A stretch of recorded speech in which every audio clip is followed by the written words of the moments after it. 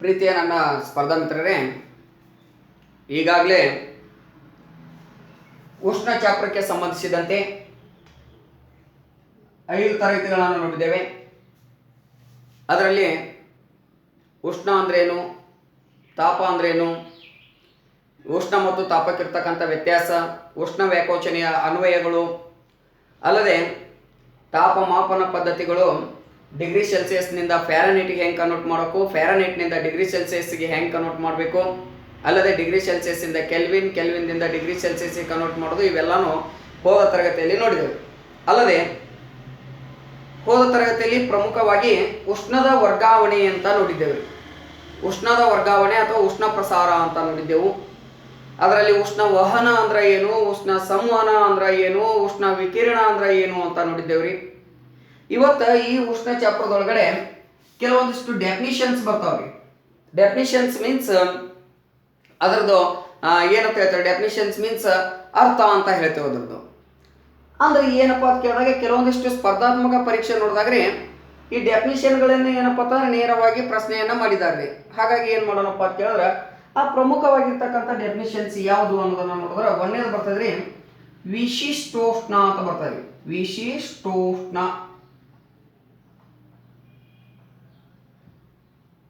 ವಿಶಿಷ್ಟೋಷ್ಣ. ಎರಡನೇದು ಏನಪ್ಪ ಅಂತ ಕೇಳಿದ್ರೆ ಗುಪ್ತೋಷ್ಣ. ಗುಪ್ತೋಷ್ಣ. ಮೂರನೇದೇನು ಅಂತ ಕೇಳಿದ್ರೆ ದ್ರವಣ ಗುಪ್ತೋಷ್ಣ.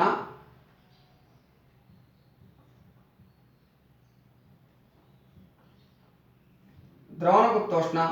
ನಾಲ್ಕನೇದೇನಪ್ಪ ಅಂತ ಕೇಳಿದ್ರೆ ಆವಿಕರಣ ಗುಪ್ತೋಷ್ಣ.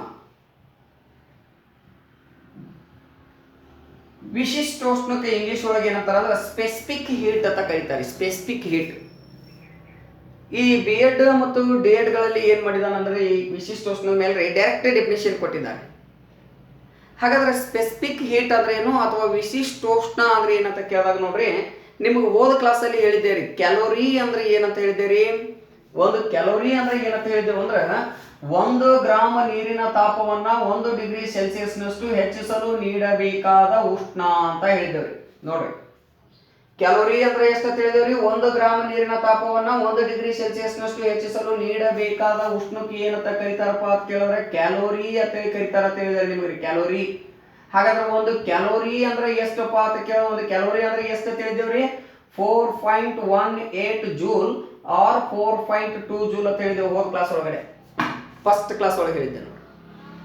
ಹಾಗಾದ್ರೆ ಒಂದು ಕ್ಯಾಲೋರಿ ಅಂದ್ರೆ 4.18 ಜೂಲ್ ಆರ್ 4.2 ಜೂಲ್ ಅಂತ ಹೇಳ್ತೇವ್ರಿ. ಕ್ಯಾಲೋರಿ ಅಂದ್ರೆ ಏನಂತ ಕೇಳಿದಾಗ 1 ಗ್ರಾಮ ನೀರಿನ ತಾಪ, 1 ಗ್ರಾಮ ನೀರು ತಗೊಂಡು ಅದರ ತಾಪವನ್ನು 1 ಡಿಗ್ರಿ ಸೆಲ್ಸಿಯಸ್ನಷ್ಟು ಹೆಚ್ಚು ಮಾಡಬೇಕು. ಆ 1 ಡಿಗ್ರಿ ಸೆಲ್ಸಿಯಸ್ನಷ್ಟು ಹೆಚ್ಚು ಮಾಡ್ಲಕ್ಕ ನೀಡ್ತೇವಲ್ಲ ಉಷ್ಣ, ಅದಕ್ಕೆ ಏನಂತ ಕರಿತೇವಪ್ಪ ಅಂತ ಕೇಳಿದ್ರೆ ಕ್ಯಾಲೋರಿ ಅಂತ ಹೇಳಿ ಕರಿತೇವೆ ಅಂತ ಹೇಳಿದ್ದೆವು. ಹಾಗಾದ್ರೆ ಇಲ್ಲಿ ಏನಪ್ಪಾ ಅಂತ ಕೇಳಿದಾಗ ವಿಶಿಷ್ಟೋಷ್ಣ ಅಂತ ಐತ್ರಿ. ಹಾಗಾದ್ರೆ ವಿಶಿಷ್ಟೋಷ್ಣ ಅಂದ್ರೆ ಏನು ಅಂತ ಕೇಳಿದಾಗ 1 ಕಿಲೋಗ್ರಾಂ ರಾಶಿ ಉಳ್ಳ ವಸ್ತು ಎಷ್ಟು 1 ಕೆಜಿ ಅಂದ್ರೆ 1 ಕಿಲೋಗ್ರಾಂ ರಾಶಿ ಉಳ್ಳ ವಸ್ತುವಿನ ತಾಪವನ್ನು ಯಾವುದನ್ನ ರೀ, ತಾಪ ಮೀನ್ಸ್ ಟೆಂಪರೇಚರ್.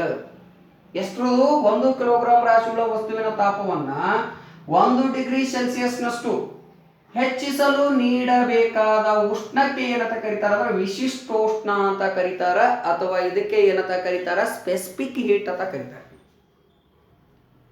ಇದನ್ನೇ ಹೆಂಗಪ್ಪ ಅಂತ ಕೇಳಿದಾಗ ಸ್ಪರ್ಧಾತ್ಮಕ ಪರೀಕ್ಷೆಗಳಲ್ಲಿ ಇದರ ಮೇಲೆ ಹೆಂಗ ಪ್ರಶ್ನೆ ಮಾಡಿದ್ರು ಅಂತ ಕೇಳಿದಾಗ್ರಿ, 1 ಕಿಲೋಗ್ರಾಂ ರಾಶಿ ಉಳ್ಳ ವಸ್ತುವಿನ ತಾಪವನ್ನು 1 ಡಿಗ್ರಿ ಸೆಲ್ಸಿಯಸ್ನಷ್ಟು ಹೆಚ್ಚಿಸಲು ನೀಡಬೇಕಾದ ಉಷ್ಣಕ್ಕೆ ಹೀಗೆನ್ನುವರು ವಿಶಿಷ್ಟೋಷ್ಣ ಎನ್ನುವರು, ಗುಪ್ತೋಷ್ಣ ಎನ್ನುವರು, ದ್ರವಣ ಗುಪ್ತೋಷ್ಣ ಎನ್ನುವರು ಅಂತ ಕೇಳಿರ್ತಾರೆ ಹಿಂಗ್ರಿ. ಹಾಗಾದ್ರೆ 1 ಕಿಲೋಗ್ರಾಂ ರಾಶಿ ಉಳ್ಳ ವಸ್ತುವಿನ ತಾಪವನ್ನ ಎಷ್ಟು ಹೆಚ್ಚು ಮಾಡ್ಬೇಕ್ರಿ, 1 ಡಿಗ್ರಿ ಹೆಚ್ಚು ಮಾಡ್ಬೇಕು. 1 ಡಿಗ್ರಿ ಹೆಚ್ಚು ಮಾಡ್ಲಕ್ಕೆ ಏನು ಕೊಡ್ತೇವಲ್ಲ ಉಷ್ಣ, ಆ ಉಷ್ಣಕ್ಕೆ ಏನಂತ ಕರೀತಾರೆ ವಿಶಿಷ್ಟೋಷ್ಣ ಅಂತ ಕರೀತಾರೆ. ಹಾಗಾದ್ರೆ ವಿಶಿಷ್ಟೋಷ್ಣದ SI ಮಾನ ಏನಪ್ಪಾ ಅಂತ ಕೇಳಿದಾಗ ಜೂಲ್ per KG degree Celsius.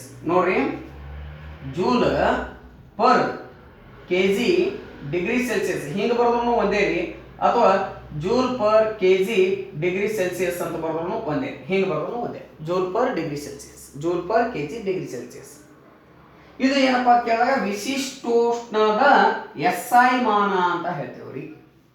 Clear ಆಗ್ತದ್ರಿ ನಿಮಗ್ರಿ?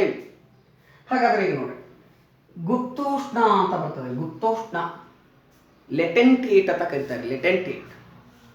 ಹಾಗಾದ್ರೆ ಗುಪ್ತೋಷ್ಣ ಅಂದ್ರೆ ಏನು, ನಾವು ಯಾವುದಕ್ಕೂ ಗುಪ್ತೋಷ್ಣ ಅಂತ ಕರಿತೇವೆ ಅಂತ ನೋಡಿದಾಗ ನೋಡ್ರಿ, ಡೆಫಿನಿಷನ್ ಸರಿಯಾಗಿ ನೆನ್ಪಿಟ್ಕೋರಿ. 1 ಕಿಲೋಗ್ರಾಂ ರಾಶಿಯುಳ್ಳ ವಸ್ತುವಿನ ತಾಪದಲ್ಲಿ ಏರಿಕೆ ಆಗದ ಹಾಗೆ ಏನ್ ಮಾಡ್ಬೇಕಪ್ಪ ಅಂತ ಕೇಳಿದಾಗ, ಒಂದು ಸ್ಥಿತಿಯಿಂದ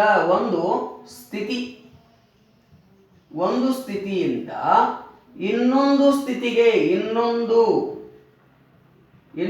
ಸ್ಥಿತಿಗೆ ಪರಿವರ್ತಿಸಲು ನೀಡಬೇಕಾದ ಉಷ್ಣ ಅಂತ ಹೇಳ್ತಾರೆ.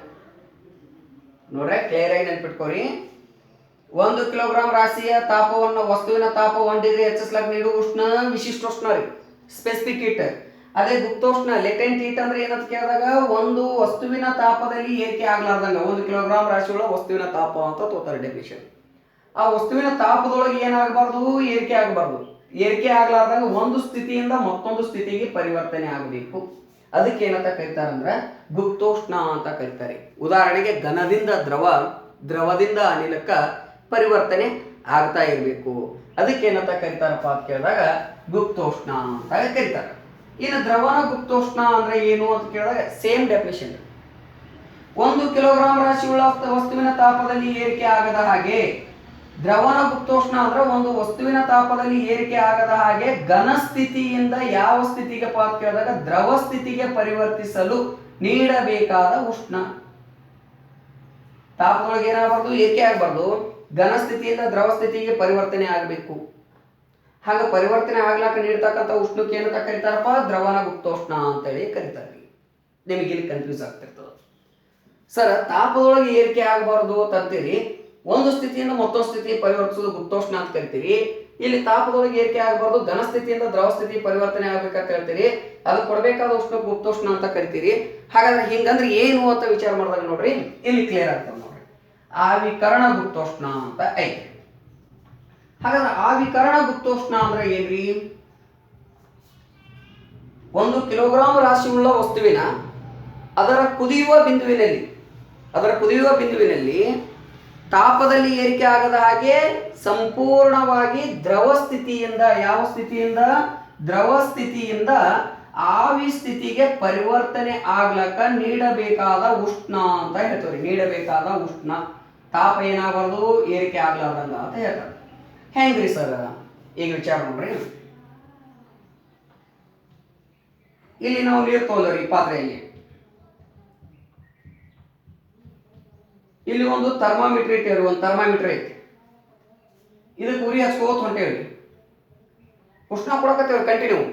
ಉಷ್ಣ ಕೊಡಕತ್ತಾಗ ಈ ಥರ್ಮಾಮೀಟರ್ ಒಳಗ 100 ಡಿಗ್ರಿ ಸೆಲ್ಸಿಯಸ್ ಬಂದದ. ಈಗ ನೋಡ್ರಿ, ಪಾತ್ರೆ ಒಳಗ ನೀರದ, ಥರ್ಮಾಮೀಟರ್ ಐತಿ, ನೆಕ್ಸ್ಟ್ ಉರಿ ಹಚ್ಕೋತ ಹೋಗ್ತೇವೆ. ಆ ಥರ್ಮಾಮೀಟರ್ ಎಷ್ಟು ತೋರ್ಸಾತದ್ರಿ, 100 ಡಿಗ್ರಿ ಸೆಲ್ಸಿಯಸ್ ತೋರ್ಸಾಕತ್ತದ್ರಿ. 100 ಡಿಗ್ರಿ. ಹಾಗಾದ್ರೆ 100 ಡಿಗ್ರಿ ಸೆಲ್ಸಿಯಸ್ ತೋರ್ಸಾಕತ್ತದಪ್ಪ ಅಂತಂದ್ರೆ ಇದಕ್ಕೆ ನಾವು ಕಂಟಿನ್ಯೂಸ್ ಆಗಿ ಏನಪ್ಪ ಅಂತಂದ್ರೆ ಕಂಟಿನ್ಯೂಸ್ ಆಗಿ ಉಷ್ಣವನ್ನು ಕೊಡ್ಕೋತ ಹೋಗ್ತೇವ್ರಿ. 100 ಡಿಗ್ರಿ ಸೆಲ್ಸಿಯಸ್ ತೋರಿಸಿದ್ರು ಅವು ಉಷ್ಣ ಕೊಡ್ಕೋತ ಹೋದೇವಂದ್ರೆ ಏನಾಗ್ತದ್ರಿ, ಆಲ್ರೆಡಿ 2 ರಿಂದ 3 ಬಾರಿ ಬಂದ ಪ್ರಶ್ನೆ.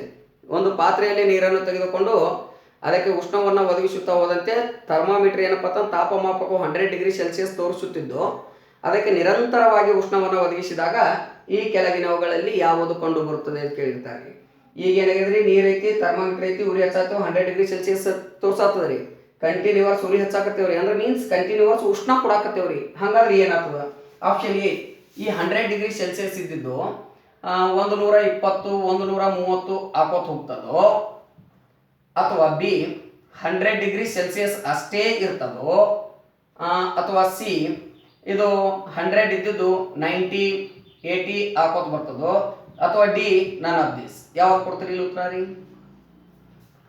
ಸರ್, ಕಂಟಿನ್ಯೂಸ್ ಉರಿ ಹಚ್ಕೋತ ಹೊಂಟೇವ ಅಂದ್ರೆ ಅದು 120, 130 ಹಾಕೋತ ಹೋಗ್ತದ ಅಂದ್ರೆ ತಪ್ಪ್ರಿ.